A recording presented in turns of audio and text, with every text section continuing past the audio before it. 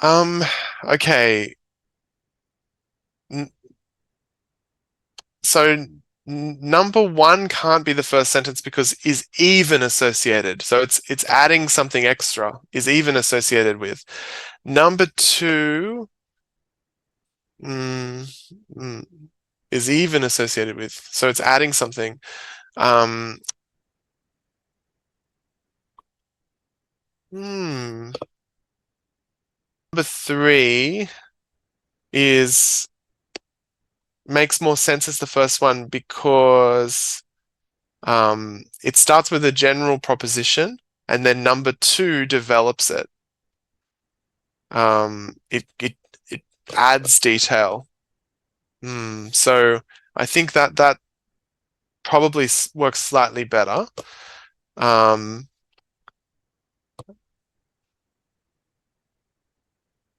mm.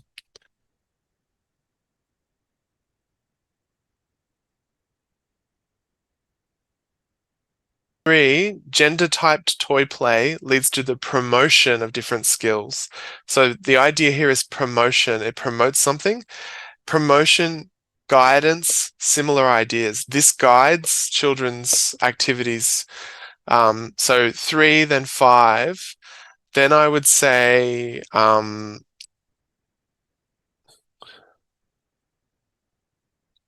I mean, promoting something is kind of making people aware of it. Guiding is kind of directing them to use it, but they're similar ideas. So I can see a connection there.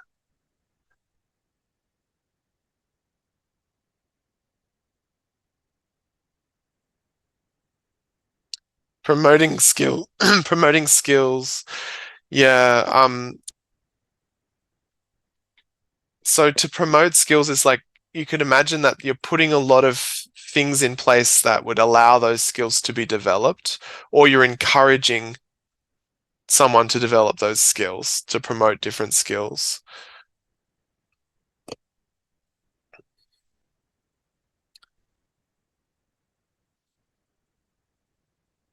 Is it really?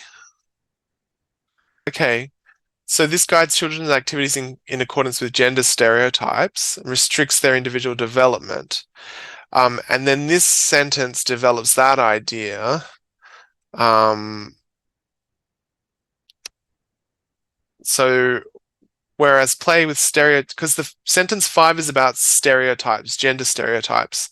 Sentence six tells us more about the specific relationships between toys and gender stereotypes. So it's building on that.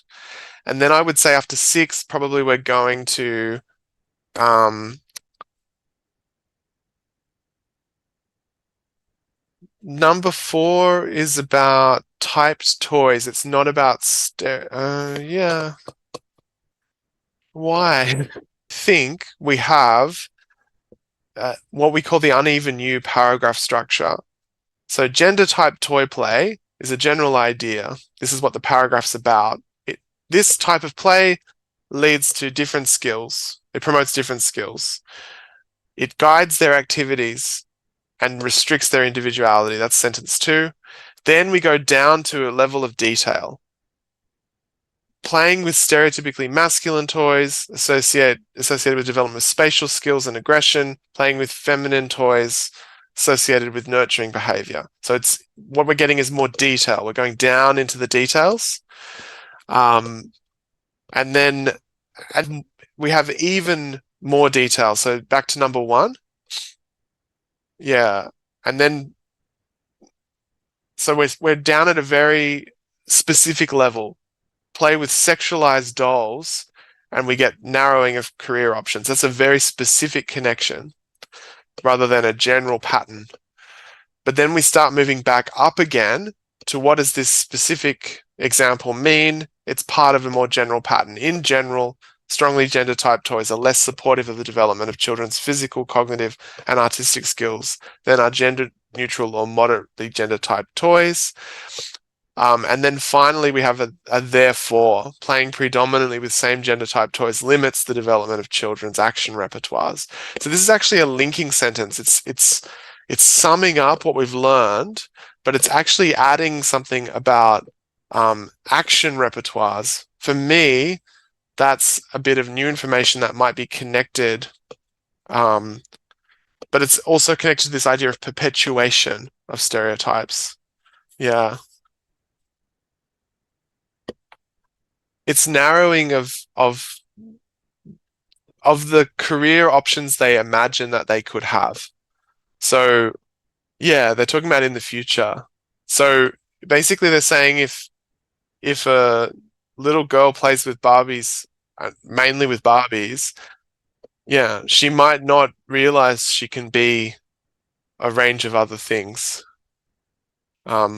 Which is one reason this critique has led to, here's Dr. Barbie and here's Scientist Barbie and here's President Barbie. Like people said, oh, you're limiting what girls can imagine that they can do, so the company made Barbies that do all sorts of things. Long complex paragraph, what's happening is it's going from the general down to the specific and then back up to the general. So we're seeing that this is probably a more academic style, like essay paragraph, I would say. Mm.